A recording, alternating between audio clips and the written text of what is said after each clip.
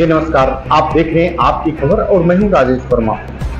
आज जनपद मऊ के रतनपुरा में 51 फीट तिरंगे का लोकार्पण और विकास खंड रतनपुरा में 51 कार्यों का लोकार्पण भी किया गया।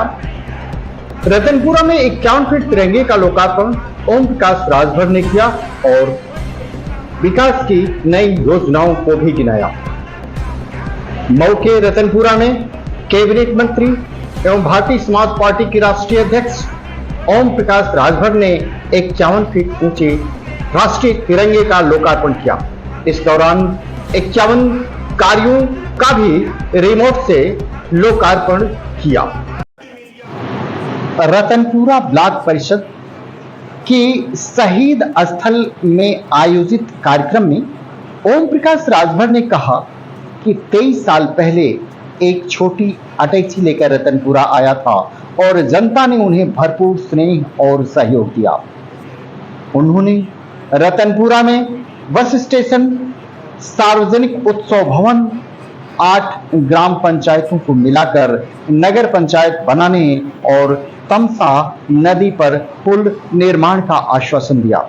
उन्होंने प्रदेश सरकार की उपलब्धियां गिनाते हुए विपक्ष पर निशाना साधा और कहा कि प्रदेश में कानून व्यवस्था बेहतर हुई है तथा गरीबों का राशन, आवास और पेंशन जैसी सुविधाएं पहुंच रही हैं।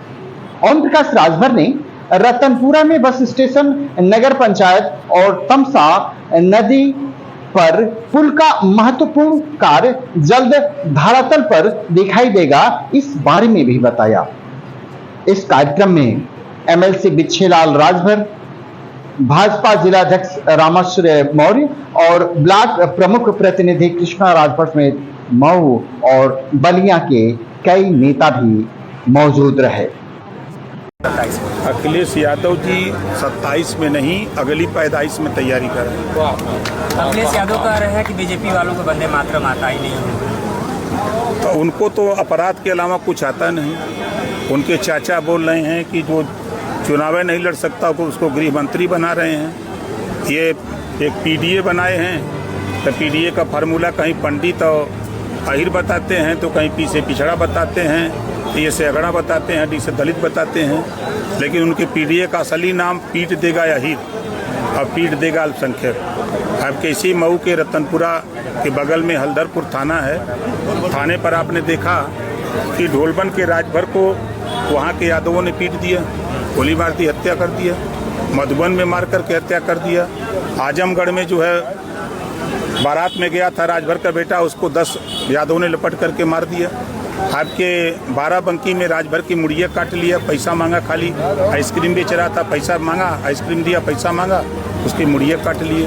अगर हम आपको ले चले आपके देवरिया, राजकुमार चौहान को दिन में गोली मार दिया समाजवादी पार्टी के नेता, यादव नेता ने। आपको अगर हम ले चलें प्रयागराज, अभी गुप्ता परिवार के 3 अपनी बेटी की इज्जत बचाने के लिए प्रयास किया तो 3 परिवार को हत्या कर दिया समाजवादी पार्टी के। बाकायदे नामजद FIR है। आपके कौशाम्बी में पाल की बेटी के साथ रेप करके हत्या कर देते हैं, नामजद समाजवादी पार्टी के लोग आते हैं। इस नाते इनका नाम पीट देगा अहिर। अभी बाराबंकी में वर्मा जी को जो है पीट दिया यादव ने, नामजद FIR हुआ है। तो ये काम अखिलेश जी करवा रहे हैं अपना पीडीए बनाकर। तो इससे निजात पाना सब लोग चाहते हैं कि इस तरह का कृत्य जब सरकार में नहीं है तब ये कर रहे हैं, तो सरकार में आएंगे तो क्या करेंगे। 51 फीट तिरंगे और 51 विकास कार्यक्रमों के लोकार्पण के संबंध में मैंने सैनिक प्रकोष्ठ गोरख क्षेत्र के संयोजक पूर्व सैनिक परमात्मा सिंह से बातचीत किया और इस संबंध में जानने का प्रयास किया। आइए उनसे बातचीत के कुछ अंश सुनते हैं। आज उत्तर प्रदेश के मऊ जिले के पूर्वांचल में रतनपुरा एक छोटा सा विकास खंड है और उस विकास खंड में अमर शहीदों के लिए एक शहीद स्थल है। आज यहाँ पर एक भव्य और बेहद कार्यक्रम हुआ शहीद स्थल पर। विषय था तिरंगा का अनावरण और विकासखंड के सबसे प्रथम व्यक्ति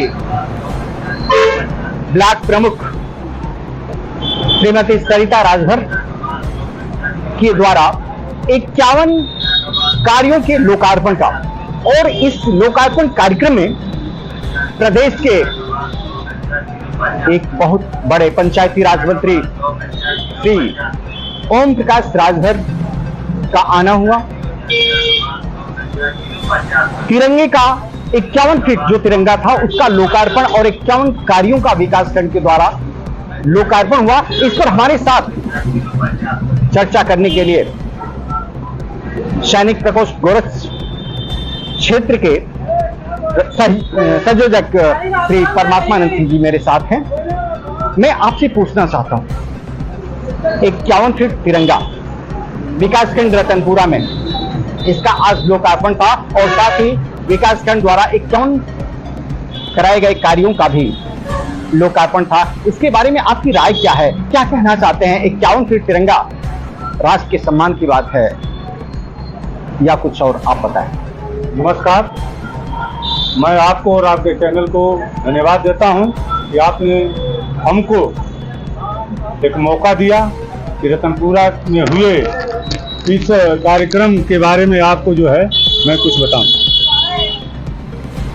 तो कहना यह है कि रतनपुरा ब्लॉक में क्षेत्र पंचायत द्वारा 5 वर्षों में कराए गए कार्यों का और शहीद स्थल पर 51 फीट के तिरंगे पोल का उद्घाटन आज हमारे ब्लॉक प्रमुख प्रतिनिधि कृष्णा राजभर और उत्तर प्रदेश सरकार के पंचायती मंत्री ओम प्रकाश राजभर द्वारा किया गया।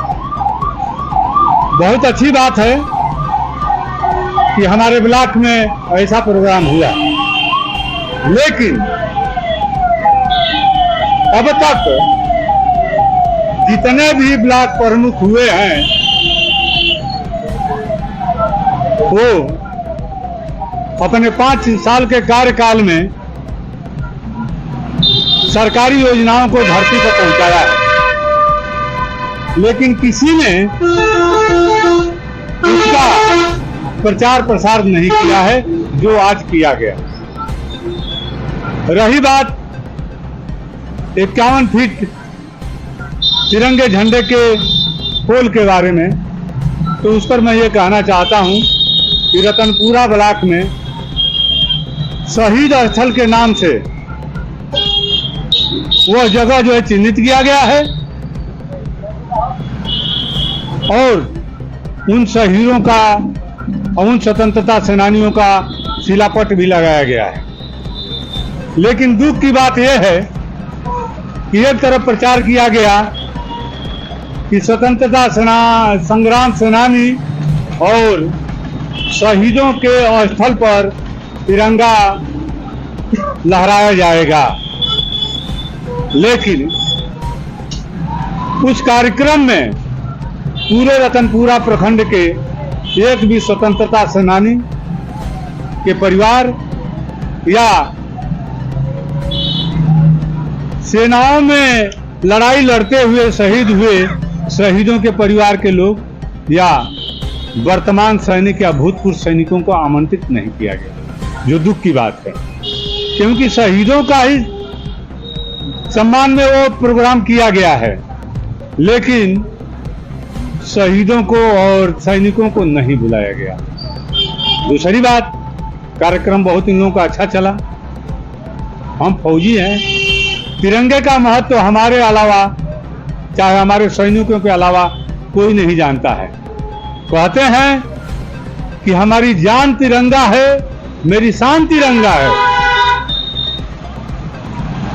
लेकिन आज देखने में आया कि जो झंडा चढ़ाते समय जो राष्ट्रगान बजता है वो न बजकर राष्ट्रगीत गाया गया, वंदे मातरम की धुन पर जो है तिरंगा चढ़ाया गया, जबकि वंदे मातरम की धुन पर तिरंगा जो है उतारा जाता है। जनगण मन जो है यहाँ के संयोजक रहे हो, चाहे यहाँ पर जो उद्घाटन करने वाले हमारे जो मुख्य अतिथि जी रहे हो, इन लोगों को कोई संज्ञान में नहीं रहा कि झंडा चढ़ाते समय कौन सी धुन बजानी चाहिए। पत्रकार महोदय, इसी दुख के साथ ये लगता है यह प्रोग्राम एक राजनैतिक था, ये सामाजिक प्रोग्राम नहीं था। और इस राजनैतिक प्रोग्राम में केवल वही लोग बुलाए गए जो उसमें अपेक्षित थे, नहीं तो शहीदों के नाम पर अगर तिरंगे झंडे का पोल का जो है उद्घाटन किया गया या तिरंगा फहराया गया तो दल पार्टी जात पात को छोड़कर सभी को उसमें जो है बुलाना चाहिए था, लेकिन किसी को न बुलाकर यही साबित किया गया कि यह पूरा प्रोग्राम केवल दिखावे के लिए और दिखावा करने के लिए था। और हमारे क्षेत्र में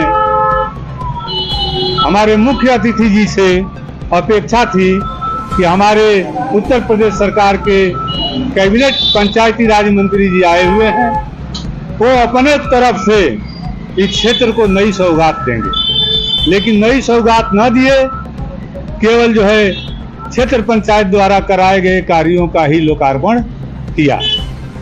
इससे यह साबित होता है कि मऊ जनपद में यह विकास खंड रतनपुरा केवल एक हाशिए पर है। यहाँ पर कहा भी जाता है कि मऊ में एक मंत्री महोदय हैं जो विकास पुरुष की होड़ में चल रहे हैं। उन्होंने अब तक कार्य जो है मधुबन में कराया। मधुबन से जब उनको ये लगा कि हमारी जो है बात नहीं बन रही है तो फिर वो मऊ में आ गए। यह है बलिया जिला का रतनपुरा ब्लॉक। जब बलिया में था तो बागी रतनपुरा के नाम से जाना जाता था। जब से मऊ में चला गया है तो इस रतनपुरा का अस्तित्व ही धीरे धीरे समाप्त होते जा रहा है। बातचीत को हम यहीं विराम देते हैं, राजनीतिक न लेते हुए, क्योंकि हमारे राष्ट्र का सम्मान तिरंगा है, हमारा सम्मान तिरंगा है, हमारे देश का सम्मान तिरंगा है। और तिरंगे पे यदि राजनीति हो तो ये अच्छी बात नहीं होती है, और तिरंगा राजनीति का विषय नहीं है। इसी के साथ मैं फिर अगले विषय पर अगले दिन के लिए चर्चा करेंगे। इसके लिए बहुत बहुत धन्यवाद। आपने राष्ट्रीय स्तर के बारे में, राष्ट्रीय स्तर पर तिरंगे के बारे में, तिरंगे के मान और सम्मान के बारे में, तिरंगे को कैसे फहराया जाता है, तिरंगे के मान और सम्मान क्या है, आपसे बेहतर कोई नहीं जान सकता, क्योंकि आप भूतपूर्व सैनिक भी रहे हैं और सैनिक प्रकोष्ठ के गोरख क्षेत्र के अपने एक संयोजक भी हैं। तो आपसे अच्छा तिरंगे के बारे में, राष्ट्र के सम्मान के बारे में, तिरंगे के सम्मान के बारे में और देश के हित के बारे में कोई दूसरा नहीं बता सकता। आपने अपना रोजगार व्यक्त किया, इसके लिए आपको बहुत बहुत धन्यवाद। रतनपुरा वास्तव में एक मऊ जिले का पिछड़ा हुआ परिक्षेत्र है। हम निवेदन करेंगे किसी भी जनप्रतिनिधि से कि रतनपुरा की तरफ भी अपना ध्यान आकर्षित करे और यहाँ के कार्यों में विकास की गति ले। अफसोस इस बात का है कि 5 वर्ष के कार्यकालों में 51 ही विकास कार्यों का लोकार्पण, कुछ कम तो नहीं।